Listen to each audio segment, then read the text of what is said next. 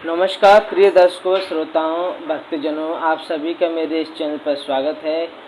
जो लोग मेरी वीडियो पर नए हैं भक्तजन, वो चैनल को सब्सक्राइब जरूर कर लेना।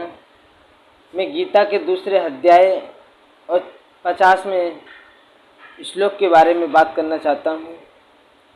श्री कृष्ण भगवान ने अर्जुन से क्या कहा है कि समबुद्धि युक्त पुरुष बनना चाहिए। तो समबुद्धि युक्त पुरुष कैसे होते हैं उनके बारे में बताया गया है। आप इसे बड़े ध्यान से सुनिएगा।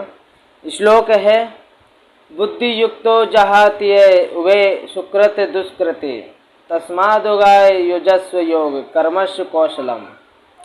तो श्री कृष्ण भगवान अर्जुन से कहते हैं, समबुद्धि युक्त पुरुष पुण्य और पाप दोनों को इसी लोक में त्याग देता है, अर्थात उनसे मुक्त हो जाता है। इससे तू समत्व रूप योग में लग जा। ये समत्व रूप योग ही कर्मों में कुशलता है, अर्थात कर्म बंधन से छूटने का उपाय है।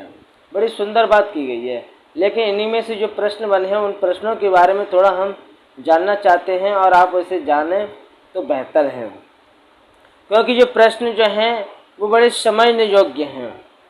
व्यक्ति सुनता तो है लेकिन पूर्ण तरीके से गहराई में नहीं जाता, एक ही शब्द में गहराई में नहीं जाता, तो वो फिर क्या है कि उस तत्व को पकड़ नहीं पाता है। फिर वो आगे बढ़ जाता है लेकिन समझ नहीं पाता है कि आखिर हमें समबुद्धि वाला कैसे बनना चाहिए। तो प्रश्न है, समबुद्धि युक्त पुरुष पुण्य और पाप दोनों इसी लोक में त्याग देता है, इसका क्या भाव है? तो इसमें उत्तर है, इसमें ये भाव दिखलाया गया है कि जन्म जन्मांतर में इस जन्म में किए हुए जितने भी पुण्य कर्म और पाप कर्म संस्कार रूप से अंतकरण में संचित रहते हैं। अंतकरण में यानी हृदय में ये स्थित रहते हैं। जो पुण्य हमने जो पुण्य कर्म किए हैं, पाप कर्म किए हैं, उन समस्त कर्मों को समबुद्धि से युक्त कर्मयोगी इस लोक में त्याग देता है, अर्थात इस वर्तमान जन्म में ही वह उन समस्त कर्मों से मुक्त हो जाता है। उसका उन कर्मों से कुछ भी संबंध नहीं रह जाता, इसीलिए उसके कर्म पुनर्जन्म रूप फल नहीं दे सकते। अब देखो यहाँ पे इतनी सुंदर बात है कि उसका उन कर्मों से कुछ भी संबंध नहीं रह जाता, यानी कि हम कर्म ऐसे करें कि फिर हमारे कर्मों से कोई संबंध नहीं रह जाए, इसीलिए उसके कर्म पुनर्जन्म रूप फल नहीं दे सकते, क्योंकि निस्वार्थ भाव से केवल लोक हितार्थ के लिए कर्मों से उसके समस्त कर्म विलीन हो जाते हैं। अब यहाँ पर बात कुछ ऐसी है, निस्वार्थ भाव से, यानी कि किसी भी प्रकार का हमारे अंदर स्वार्थ भाव नहीं होना चाहिए। लोक हितार्थ किए हुए यानी कि लोगों के हित के लिए जो कर्म कर रहे हो, समस्त कर्म विलीन हो जाते हैं। यानी कि तुम्हारे जन्म जन्मांतर के जो कर्म हैं, जो फल देने वाले हैं, जो तुम्हें माने आगे फंसाने वाले जो कर्म हैं, वो फिर कर्म है क्या विलीन हो जाते हैं। इस प्रकार उसके क्रियामण पुण्य तथा पाप कर्म भी त्याग हो जाता है। पाप और पुण्य सम हो जाते हैं, क्योंकि पाप कर्म में तो उसके द्वारा स्वरूप की छूट जाते हैं और शास्त्रविद पुण्य कर्मों में फलाशक्ति का त्याग होने से वे कर्म अकर्म बन जाते हैं, अतएव उनका भी एक प्रकार से त्याग ही हो गया। अब देखो दूसरे प्रश्न के बारे में बात करेंगे हम। इससे तू समत्व रूप योग में लग जा। समत्व रूप योग में लग जा, क्या भाव है इसका? तो इसमें यह भाव दिखलाया है कि समबुद्धि से युक्त हुआ योगी समबुद्धि से जीवन मुक्त हो जाता है। जिसकी समबुद्धि हो गई है, किसी में किसी भी प्रकार का भेदभाव नहीं है, सब में एक सा ही समान समझ के चलना, ठीक है। तो वो योगी है क्या जीवन मुक्त हो जाता है, इसीलिए तुम्हें भी वैसा ही बनना चाहिए। ये वहाँ पर ये बात कही गई है। जो समबुद्धि वाले जो लोग हो जाते हैं, तो तुम्हें भी वैसे ही जीवन मुक्त हो जाना चाहिए, कि कृष्ण भगवान अर्जुन से कह रहे हैं। तो तीसरा प्रश्न क्या है, ये समत्व रूप योग ही कर्मों में कुशलता है, इस कथन का क्या भाव है? तो इसका उत्तर है, सुनिएगा, ये भाव दिखलाया है कि कर्म स्वाभाविक मनुष्य को बंधन में डालने वाले होते हैं और बिना कर्म किए हुए कोई मनुष्य रह नहीं सकता, कुछ न कुछ उसे करना ही पड़ता है। ऐसी परिस्थिति में कर्मों से छूटने की सबसे अच्छी युक्ति समत्व योग है। इस समबुद्धि से युक्त होकर कर्म करने वाला मनुष्य इसके प्रभाव से उनके बंधन में नहीं आता। इसीलिए कर्मों में योग ही कुशलता है और साधन काल में समबुद्धि से ही कर्म करने की चेष्टा की जाती है और सिद्धावस्था में समत्वपूर्ण स्थिति हो जाती है। तो यहाँ पर ये 50वें श्लोक की ये बात है, वो यहाँ पर पूर्ण हुई। अब दूसरा श्लोक है, 51वां श्लोक है गीता का दूसरे अध्याय के, तो आप उसके बारे में सुनिएगा थोड़ा सा। कर्मजम बुद्धि युक्ता ही फलम त्यक्त्वा मनीषिणम् जन्म बंधन निर्मुक्ता पदम गच्छन्ति नामय।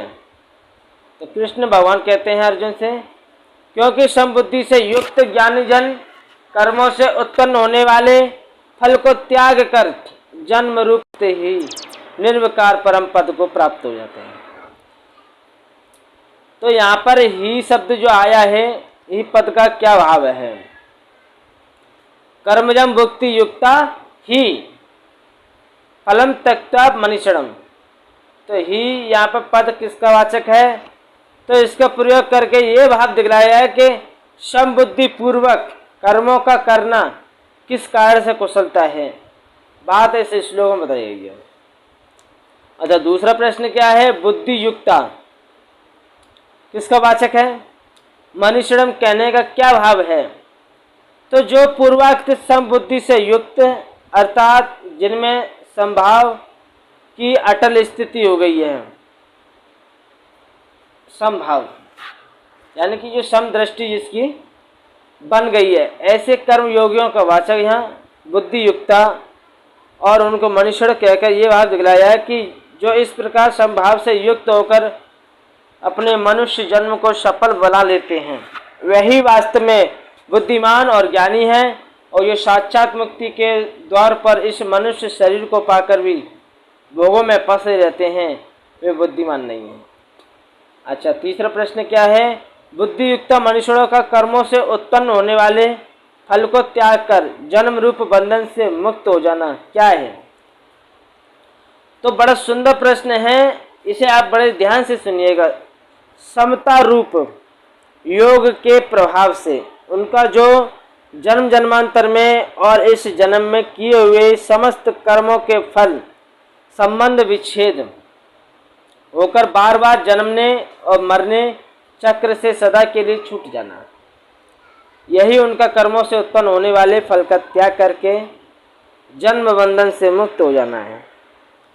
क्योंकि तीनों गुणों के कार्य रूप सांसारिक पदार्थों में आसक्ति ही पुनर्जन्म का हेतु उसका उनमें सर्वथा अभाव हो जाता है, इस कारण उनका पुनर्जन्म नहीं हो सकता।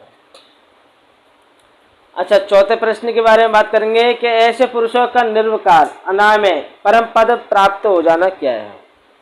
जहाँ राग द्वेष आदि क्लेशों का सुवासम, कर्मों का हर्ष, शोकादि विकारों का समस्त दोषों का सर्वथा अभाव है, जो इस प्रकृति और प्रकृति के कार्य से सर्वथा अतीत है, जो भगवान से सर्वथा अभिन्न भगवान का परम धाम है, जहाँ पहुँचे हुए मनुष्य वापस नहीं लौटते, उस परम धाम वाचक अनामय पद है।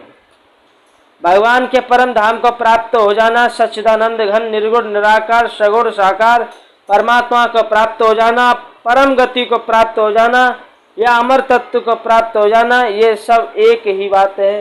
वास्तव में कोई भेद नहीं है, साधकों की मान्यता ही वेद है। तो मेरे प्यारे श्रोताओं, भक्तजनों, आप लोगों को यहाँ तक ये वीडियो कैसी लगी? अगर आपने इसके शब्दों को जाना है भली प्रकार से, तो मैं आपको कहता हूँ कि आप बड़े भाग्यवान हैं जो परमात्मा के इन गुणानुवादों को आपको सुनने को मिल रहे हैं।